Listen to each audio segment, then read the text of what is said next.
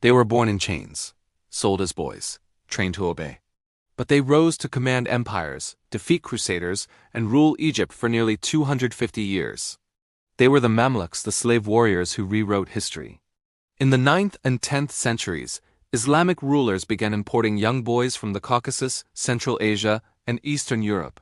These boys were enslaved not to serve but to fight. They were trained in elite military academies, taught archery, swordsmanship, horsemanship, and strategy. They became bodyguards, cavalrymen, and commanders. They were loyal only to their sultan.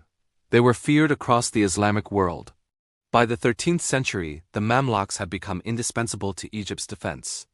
They served under the Ayyubid dynasty, founded by Salahuddin al-Ayyubi, the liberator of Jerusalem. But when the Ayyubid line weakened, the Mamluks saw their chance. In 1250 CE, after the death of Sultan as-Salih Ayyub, his widow Shajar al-Dur briefly took power. But the Mamluks, led by Aybak, seized control. They assassinated rivals, consolidated power, and declared the birth of the Mamluk Sultanate. Their first test came immediately. The Seventh Crusade, led by King Louis IX of France, had invaded Egypt.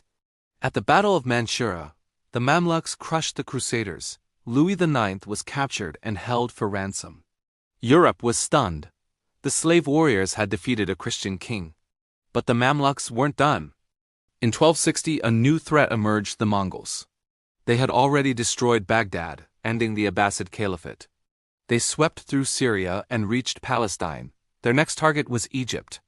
The Mamluks, now led by Sultan Qutuz and General Baybars, marched north. They met the Mongols at Ain Jalut. Baybars feigned retreat. Qutuz rallied the troops. The Mongols were ambushed and defeated.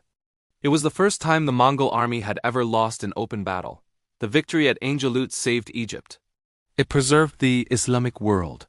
And it cemented the Mamluks as defenders of the faith. After Qutuz's assassination, possibly by Baybars, Baybars became sultan. He ruled from 1260 to 1277, expanding Mamluk power across Syria, Palestine, and the Hejaz. He built schools, mosques, and fortresses. He reorganized the military and bureaucracy. He even revived the Abbasid Caliphate in Cairo, symbolically restoring Islamic unity. Under Baybars and his successors, the Mamluks became more than warriors. They became rulers. They defeated Crusaders, Mongols, and internal rebellions. They patronized scholars, poets, and architects. They built the iconic citadel of Cairo and the Al-Nasir Muhammad Mosque. For nearly 250 years, the Mamluk Sultanate ruled Egypt and Syria. They were divided into two dynasties, the Bar Mamluks and the Burji Mamluks. Despite internal strife and palace intrigue, they held off foreign invasions and maintained stability. But in 1517, their reign ended. The Ottoman Empire, led by Sultan Selim I, invaded Egypt. The last Mamluk Sultan, Chuman Bey, was captured and executed. The Mamluk Sultanate was absorbed into the Ottoman realm. Yet their legacy endured. The Mamluks began as slaves. But they became sultans. They defeated Crusaders.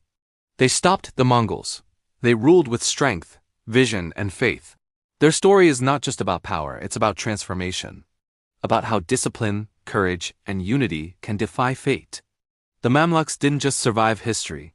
They shaped it. And history remembered.